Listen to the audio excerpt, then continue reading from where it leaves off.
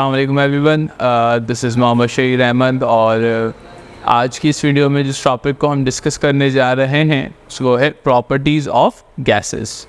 तो video start करने से पहले एक छोटी सी इन्फॉर्मेशन, हमारे चैनल को लाइक करें, सब्सक्राइब करें, बेल आइकन को प्रेस करें ताकि आने वाली वीडियोस की नोटिफिकेशंस आपको मिलती रहे।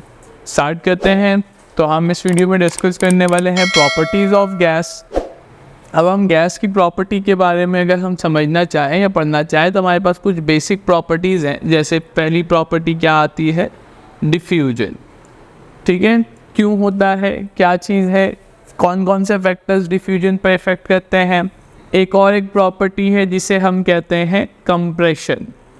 ठीक है, एक प्रॉपर्टी है जिसे हम कह सकते हैं डेंसिटी। ठीक, तो ये कुछ गैस की प्रॉपर्टीज़ हैं, diffusion, compression, density, effusion.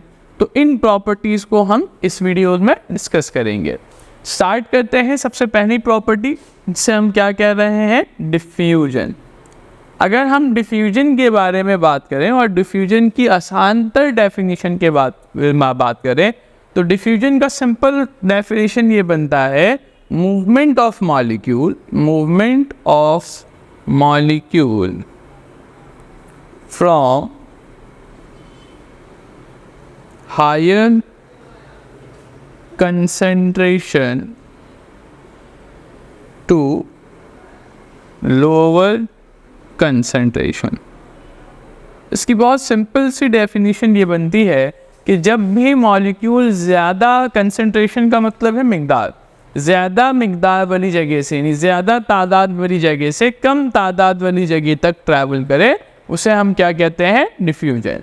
Diffusion basically क्या है, मूवमेंट ऑफ मॉलिक्यूल्स। मिसाल के तौर पर अगर हम एक कंटेनर ले लें और उस कंटेनर में बहुत सारे गैस के मॉलिक्यूल्स को कन्फाइन कर दें तो हम कह लेते हैं कि ये हमारे पास गैस ए मौजूद है। अब ये गैस ए के छोटे छोटे मॉलिक्यूल्स हैं, लातादाद मॉलिक्यूल्स, बेशुमार मॉलिक्यूल्स।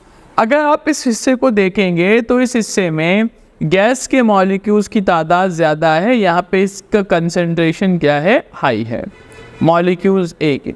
बट जैसे ही आप इस दरवाजे को या इस कंटेनर के वॉल को ओपन करेंगे तो क्या होगा, मॉलिक्यूल्स अब इस रीजन से निकलना स्टार्ट कर जाएंगे। तो अगर आप इसको देखेंगे तो मॉलिक्यूल्स आगे की तरफ जा रहे हैं एक ऐसे एरिया में जहाँ पर कंसंट्रेशन क्या है, बहुत कम है या नहीं होने के बराबर है गैस ए का। तो मॉलिक्यूल्स क्या कर रहे हैं, हायर कंसंट्रेशन रीजन से लोअर कंसंट्रेशन रीजन की तरफ कर रहे हैं ट्रैवल। इसी मूवमेंट ऑफ गैस को हम क्या कहते हैं, डिफ्यूजन कहते हैं।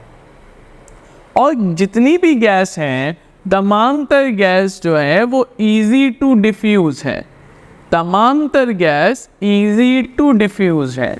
अब इजी टू डिफ्यूज क्यों है, अगर हम इनको इन टर्म ऑफ KMT डिस्कस करें, इन टर्म ऑफ KMT यानी काइनेटिक मॉलिक्यूलर थ्योरी के एतबार से समझें तो हमने अपनी वीडियोस में डिस्कस कर लिया है कि काइनेटिक मॉलिक्यूलर थ्योरी कहता है कि gas molecules are widely separated from each other, क्योंकि वो एक दूसरे से बहुत ज़्यादा फासले पर हैं, उनके दरमियान इंटरमॉलिक्यूलर स्पेस बहुत ज़्यादा है, उनके दरमियान इंटरमॉलिक्यूलर अट्रैक्शन बहुत कम है, इसलिए वो आसानी से एक जगह से दूसरी जगह बिना किसी मुश्किलात के वो मुंतकिल हो सकते हैं। इसीलिए हम कहते हैं gas are easy to diffuse. In term of KMT, gas molecules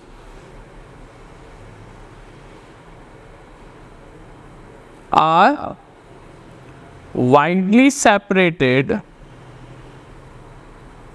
from each other, having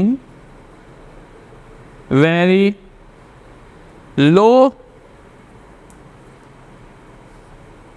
intermolecular attraction. That's why gas are easy to diffuse। इसी वजह से हम कह रहे हैं जो गैस है वो आसानी से डिफ्यूज़ हो सकती है और एक जगह से दूसरी जगह मुंतकिल हो सकती है। डिफ्यूजन के बाद जो हमें एक और एक टर्म समझ में आती है वो क्या है, that is factor affecting the diffusion. Factor affecting the diffusion, वो कौन कौन से फैक्टर्स हो सकते हैं जिससे डिफ्यूजन को हम इफेक्टेड कर सकते हैं, डिफ्यूजन को ये चेंज करने से डिफ्यूजन के जो भी चीज़ें हैं वो चेंज हो सकती हैं। तो जब हम फैक्टर्स के बारे में बात करते हैं तो हमारे पास सबसे पहला फैक्टर आता है टेम्परेचर। देखिए टेम्परेचर और डिफ्यूजन का जो ताल्लुक है ना वो एक दूसरे के डायरेक्टली प्रोपोर्शनल है। टेम्परेचर और डिफ्यूजन एक दूसरे के डायरेक्टली, डिफ्यूजन रिलेट किससे कर रहा है, मूवमेंट ऑफ मॉलिक्यूल से, from higher concentration region to lower concentration region. अब मॉलिक्यूल का हरकत करना, अब अगर मैं टेम्परेचर को इंक्रीज करूं तो टेम्परेचर इंक्रीज करने से हमने डिस्कस किया है कि टेम्परेचर और काइनेटिक एनर्जी एक दूसरे के डायरेक्ट रिलेशन है। अगर हम टेम्परेचर इंक्रीज करें तो मॉलिक्यूल्स की काइनेटिक एनर्जी इंक्रीज होगी, जिस वजह से मॉलिक्यूल्स एक जगह से यानी हायर कंसंट्रेशन रीजन से लोअर कंसंट्रेशन रीजन तक जल्दी ट्रैवल करेंगे, इसलिए टेम्परेचर बढ़ाने से डिफ्यूजन भी इंक्रीज हो जाता है। अगर हम दूसरे फैक्टर की बात करें तो हमें एक और एक चीज़ समझ आती है, वो है इंटरमॉलिक्यूलर अट्रैक्शन। अब जिस मॉलिक्यूल के दरमियान इंटरमॉलिक्यूलर अट्रैक्शन ज़्यादा होगा उसका डिफ्यूजन का जो रेट होगा यानी डिफ्यूजन की जो रफ्तार होगी वो कम होगी। मिसाल के तौर पर इस डायग्राम को देखें, अगर ये वाला मॉलिक्यूल आगे जाना चाहता है, डिफ्यूज़ होना चाहता है, तो उसे पीछे वाला मॉलिक्यूल अट्रैक्टिव इंटरमॉलिक्यूलर अट्रैक्शन की वजह से रोक रहा होगा। अगरचे ये इंटरमॉलिक्यूलर अट्रैक्शन ज़्यादा है, मजबूत है, तो उसे आगे जाने से क्या करेगा, मजबूती से ज़्यादा बेहतर तरीके से रोक पाएगा और डिफ्यूजन रेट क्या हो जाएगा, कम हो जाएगा। तो rate of diffusion is also directly proportional, sorry inversely proportional to the intermolecular attraction. यानी अगर किसी गैस के अंदर इंटरमॉलिक्यूलर अट्रैक्शन ज़्यादा है तो डिफ्यूजन उसके अंदर क्या होगा, कम होगा। इसी तरह एक और एक पैरामीटर है हमारे पास, that diffusion is inversely proportional to the size of molecules. Diffusion और साइज ऑफ मॉलिक्यूल आपस में कैसे हैं, इनवर्सली प्रोपोर्शनल। क्योंकि अगर साइज ऑफ मॉलिक्यूल्स इन्हांस हो जाए, मतलब छोटे मॉलिक्यूल्स के बजाय बड़े मॉलिक्यूल्स हों अब किसी भी गैस के, तो उनके दरमियान अट्रैक्टिव फोर्स बढ़ जाएगी। हमने न्यूटन लॉ ऑफ ग्रेविटेशन में देखा था कि जो अट्रैक्टिव फोर्स होती है दो बॉडीज़ के दरमियान वो डायरेक्टली प्रोपोर्शनल होती है प्रोडक्ट ऑफ देयर मासेस। अब लाजमी सी बात है, अगर साइज इंक्रीज हो रहा है तो साइज इंक्रीज होने का मतलब उसका मास भी इंक्रीज होगा। मास इंक्रीज होने का मतलब उनके दरमियान अट्रैक्टिव फोर्स इंक्रीज हो जाएगी, और जहाँ अट्रैक्टिव फोर्स इंक्रीज हुई डिफ्यूजन क्या हो जाएगा, कम हो जाएगा। इसलिए हम कहते हैं साइज ऑफ मॉलिक्यूल्स के साथ भी डिफ्यूजन कैसा ताल्लुक रखता है, इनवर्सली प्रोपोर्शनल। तो ये हमारा डिफ्यूजन है, इसी को हम इसी से इफ्यूजन भी समझ सकते हैं। देखिए इफ्यूजन क्या चीज़ है, सेम चीज़ें हैं, movement of molecule from higher concentration to lower concentration. But अगर ये जो कंसंट्रेशंस का जो मुंतकिल तबादला है from higher region to lower region, अगर ये बहुत बड़ी कैविटी से ना हो, ये एक छोटे से टाइनी होल से हो, तो फिर वो डिफ्यूजन इफ्यूजन की शक्ल इख्तियार कर लेगा। तो इफ्यूजन बेसिकली क्या होता है, इफ्यूजन की अगर हम डेफिनेशन समझें तो इफ्यूजन है हमारे पास movement of molecules from higher concentration to lower concentration through a tiny hole। अब यही काम जो हमने अभी देखा है बड़े से कैविटी से ना हो, यही काम हमारे पास एक छोटे से टिनी होल्स के ज़रिए हो, तो अब ये डिफ्यूजन के बजाय हम इसे क्या नाम देंगे, इफ्यूजन का नाम देंगे। मिसाल के तौर पर बॉडी स्प्रे, रूम स्प्रे, तो उसके अंदर भी तो यही कहानी होती है कि होता क्या है कि जो गैस होते हैं वो छोटे से कंटेनर में कन्फाइंड भर दिए जाते हैं।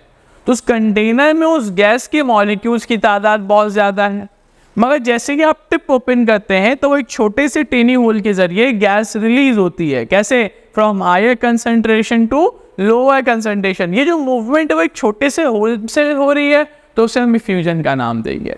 बट उसी की जगह अगर हम कैविटी बढ़ा दें तो फिर वो क्या कहलाएगा? डिफ्यूजन कहलाएगा। बिल्कुल सेम फिनोमेना KMT वाला, क्योंकि gas molecules are widely separated. उन क्या होता है फिर उनके सेपरेशन ज़्यादा होते हैं, इंटरमॉलिक्यूलर अट्रैक्शन कम होता है, इसलिए वो आसानी से डिफ्यूज और रिफ्यूज हो सकते हैं। एक है हमारे पास कंप्रेशन। अगर हम कंप्रेशन की बात करें तो कंप्रेशन बेसिकली क्या है? किसी भी चीज़ को स्क्वीज, जिसका वॉल्यूम को कम कर देना, क्या कहलाता है? कंप्रेशन कहलाता है। Gas are easy to compress.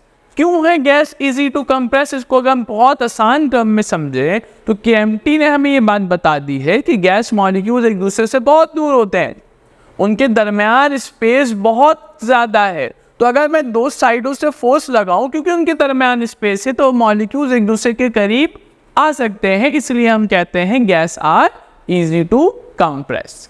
ठीक है, KMT यह कहती है molecules are widely separated from each other, एक दूसरे से बहुत फासले पर है, उनके दरमियान खाली जगह पड़ी है, और अगर हम मॉलिक्यूल्स को आइदर साइड से फोर्स लगाए तो मॉलिक्यूल एक दूसरे के करीब आ सकते हैं।